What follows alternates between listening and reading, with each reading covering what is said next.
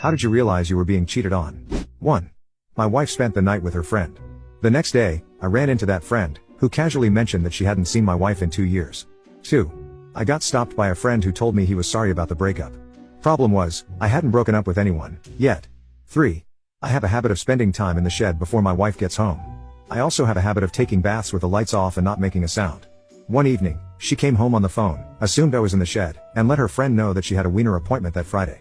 I sat in the bath for an extra hour just watching my world fall apart. When I finally drained the tub, she literally ran to the bedroom and shut herself in. Our anniversary was that Saturday, as an extra kick in the teeth.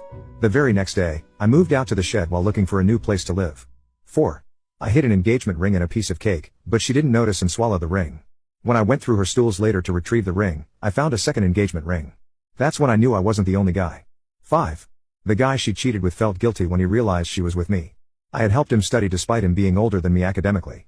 We were good friends, so he came to me and gave me the full receipt while genuinely apologizing. 6. One night, we were fighting on the bed, just messing around, when I jokingly grabbed her phone. She suddenly got really defensive and serious.